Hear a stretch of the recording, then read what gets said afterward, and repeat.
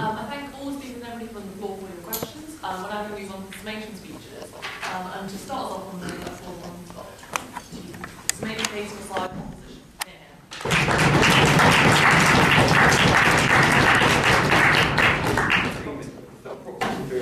Okay, thank you very much, and thank you again for turning up to see what we had to say. So, they've won the argument. You wake up one morning and it's election day for your new ceremonial president. You get into the ballot box, you see the candidates. You haven't chosen any of these candidates. Of course, it's X and Y from Conservative, Labour and Lib Dem. So you sort of say, right, okay, well, I don't really know, and they don't really do anything. I only really want them to open Parliament. But all right, I'll vote for this chap. Okay, so there's about 20% turnout, and that happens. And then you turn on the news a few days later, and the grinning ear-to-ear politician comes down and says how, you know, it's going to change Britain. And you know, next day he's invaded Iraq. Oh no, sorry, that's not. Tony Blair won't be president. And then no one, and he's not really very good, he's boring, and then he's jammed in front of a jury because he's corrupt, and then he has to resign, and then another one comes along, and he's the same, he's another great man, and he's not very interesting. No one goes to see his grandchildren get married. It makes Britain all a bit more boring. He certainly doesn't have 85% of the population's support. No one really likes swearing loyalty to him if he's got political positions. Look, okay, on paper, and if you're a plain reader, it might all sound really nice, and it might really appeal to our modern, liberal, cosmopolitan, citizen of the world attitudes, but it doesn't actually work. The system we've got works really well, and people like it, and people support it. My favourite thing about Republic, when we debate them, is they start off saying, oh, the people are brilliant, we love the people, and then they sort of say, oh, they've been conditioned by the media, and then they sort of say they've been brainwashed, and it all gets a bit bogged up. I mean, you do wonder how all these brainwashed, hoodwinked people are going to vote for a head of state. But I'll let them decide that. Look, I'm on the side of the British people at the moment. I mean, if we must have a referendum, yeah, let's have one. But at the moment, they all seem to support the system. Now, admittedly, if only 1% of the population supported the monarchy, I would still be a monarchist, but I'd hold my hands up and say, look, you know, I'm not going to impose this on anyone. But the point is, people do support the monarchy. They do. All the opinion polls suggest there's not been a single opinion poll. Even in your beloved Guardian, there was one that said 91% of people in the Guardian, 91% of people said that they support the monarchy. And I'm on their side. I'm on the side of the people like me who got very wet at the Thames Flotilla to watch the Queen whiz past for about 15 seconds. 36 hours well spent, I think perhaps not. But I'm on the side of those people, I'm on the side of the people. I mean, we're not stuck up, we just don't think everything needs changing. As long as the people support the continuation of our ceremonial head of state, which currently has the Queen, which I think is in general consensus if you think quite good. And even when it's Charles, who those media who will all support the monarchy but actually don't like Charles very much, you know, we support that. So if you support the continuation of our system that is so good 16 other countries in the world have it too, then I urge you to vote for a ceremonial, apolitical and neutral head of state, Queen Elizabeth II. Thank you very much.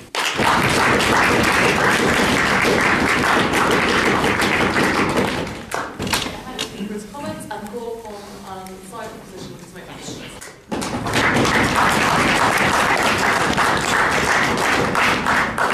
Let's pick up on some of the things that these guys have been saying. This universal popular support for the monarchy. Yes, there were 1 million people on the streets of London. I was one of them, actually. I supported Republicans there. And it was a miserable day. There were 1 million people on the streets of London. That is not unusual for a major event. That is comparable with the Gay Pride March and Notting Hill Carnival. But 4 million people actually left the country that weekend. I mean, seriously, I mean, we didn't have myriads of television companies at the airports asking people why they were leaving the country. What we did have was television companies on the streets of London asking them what they thought about the world. Now, you know, if you go to a status quo, show my age, but if you go to a status quo concert and ask people what they think about status quo, you're only going to get one answer. So, you know, that is not indicative. In actual fact, a poll just 2 days before the Jubilee, after all the hype, showed that 51% of people would not be celebrating the Jubilee, 33% would. The issue about no solution, we're not saying there is no solution. We are saying there are many solutions. There are no two systems around the world that are exactly the same. interestingly refers to 16 monarchies. Well, they're all actually mostly related to ours. We have a phrase actually, one family, same problem. There's one European family that isn't related. Yes, there are solutions. What we're saying is that's for the Constitution to sort out. And if you want to listen to those constitutional votes, there's Trinity Radio 4. We have professors on our side, and they'll be debating with professors on their side. And frankly, that's not how we're going to win the argument. Out on the streets, we're not talking about Constitution. Most people don't even understand what a republic is, to be honest with you. So that's where we're not concentrating on Constitution when we have the arguments. What I will concentrate on is, I have it here.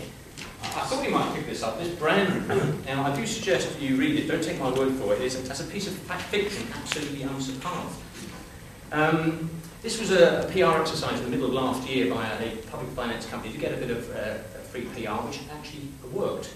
I've got the results of it here. Now, looking down here, there is not one single item that would actually reduce on the removal of the royal family. Let me take you through them. Crown Estates, absolutely nothing to do with the monarchy. It hasn't been since 1760. Crown Estates, in case you don't know, own our coastline from 12 miles out, so huge mineral rights. They own large swathes around London. In actual fact, since the way we pay for the royal family has changed in the last year, again, not widely advertised, MPs obviously got a little bit embarrassed about discussing the Crown, the civil list, and decided to give them a percentage of the profit from the Crown Estates, which can never go down, by the way. It's got no upper limit, it can never go down, set at 15%. So that is a drain on the Crown Estates, that is not income. The royal collection, our art collection, held in trust on behalf of the nation by the Queen, which means she gets to keep it and we get to pay for it. How much better if we'd open the Buckingham Palace as a proper art museum with access to our own art treasures. The Duchy of Cornwall, for God's sake, listed as income. Charles's red collection activities in Cornwall, in an impoverished area, to substantiate his extravagant lifestyle and lose his children, listed as an income. I would like to see that money invested in Cornwall where it's needed. I could go on, the Crown Jewels, for goodness sake, are listed as an income. And of course, tourism. There is no evidence for this. Our tourist agencies visit Britain, even silenced their own press officer last year for suggesting such a thing. So, I'll leave it there. We are a small number, we're growing rapidly. If you want to know more about our cause, then we've got leaflets and some merchandise as well for sale afterwards. So, thank you, and vote.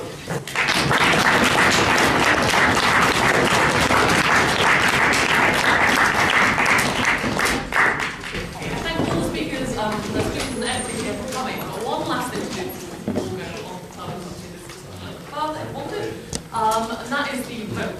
You can vote in 3 ways. You can either vote in proposition, in favour of the motion, in opposition, or alternatively in abstention, not hugely sort of way you on the list. Okay, so all those votes for the proposition side, this House would like to see an end to the monarchy.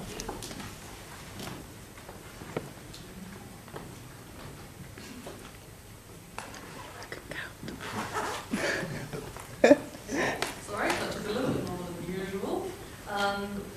How many votes for the opposition?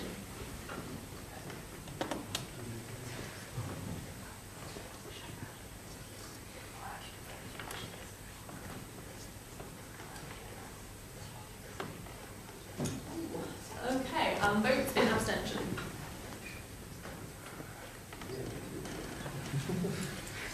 Okay, very narrowly, by 20 votes to 18, the opposition side takes it.